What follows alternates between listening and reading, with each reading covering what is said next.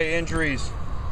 Zach Kushner still out, J.R. Tavai still out, Juwanza Starling limited, Chris Gallipo limited, DJ Morgan not cleared, had an MRI, came back okay, so hopefully he'll get back out here. Christian Thomas had an MRI on his hip. We're waiting for those results to be read. Bryce Butler, Brandon Carswell, and Robert Woods all out. Hopefully those guys will be out. We don't think it's anything serious with those guys. During practice, Marshall Jones and Matt Cleo both came out with a knee. We don't think those are that serious, so hopefully we'll get everybody back pretty soon. As far as practice, thought the defense was very spirited during practice.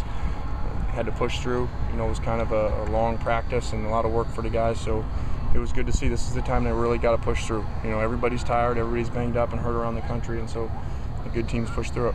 Seems like drop passes have been a problem the last couple of days. How do you improve that, or how do you fix that? Yeah, a very large amount of them, and especially with Matt in there. So it's disappointing. Something we just have to continue to work on and continue to get our guys better at. Is DJ Morgan, is it the same knee that was surgically repaired? Or? Yes, it was the same knee, and so obviously we were very safe with it, and think that it won't be an issue. Any closer to resolution on Armstead? No, just continuing to wait for them to give us the information on it, and so he can still run around and do stuff, but they've not cleared him to have physical contact. You had said the other day that you were within 24 hours of knowing what was going on with Marquise Ambles. What's happened? Yeah, we're focusing on the guys that are out here, and we're just trying to figure out what's the best plan with Marquise, and so he has been ruled academically ineligible to compete next year, and so we've got to sit down and figure it out, but we're trying to focus on our guys that are out here first. Is there a possibility that he could redshirt and stay here? If he were to stay, that's what would happen. He could redshirt and stay and work through to become eligible again. Will that be his decision to stay or yours? I don't know. We're going to sit down and talk about it, and it'll be a group decision.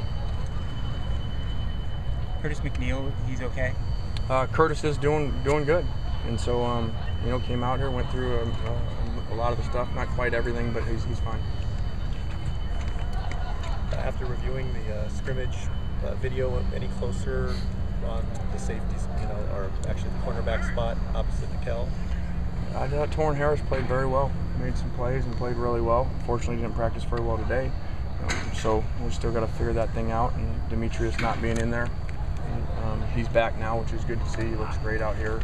And Juwanza's with no contact, so it really didn't help us all that much. Drew McAllister played well, though, which is good to see. Was the offensive line better or worse or about the same as what you thought initially?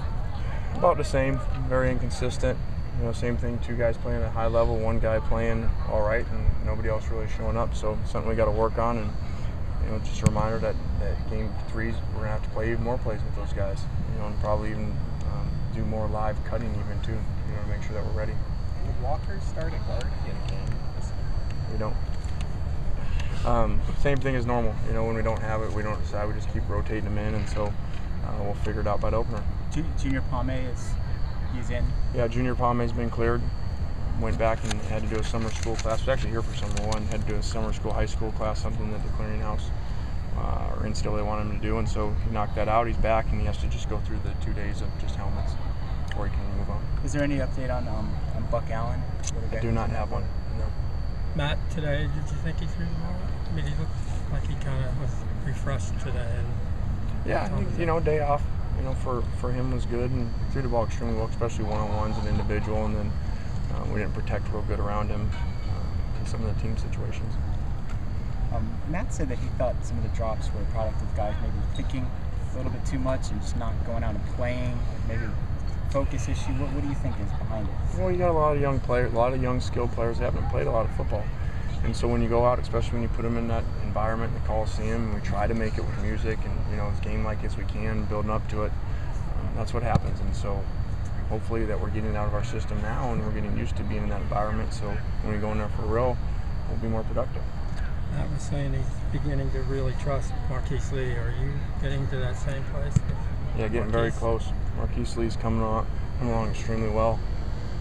Went back and actually watched the same preseason game 2 a year ago, and those practices in that area compared to right now, just to see Robert at that stage and Marquise, and it's very similar, kind of look a lot alike, so it's a good thing.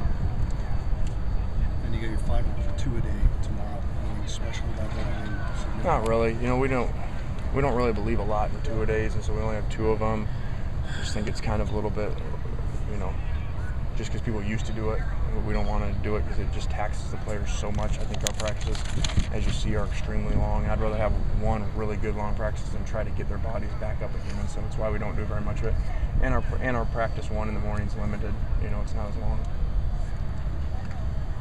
Excellent decision on your part.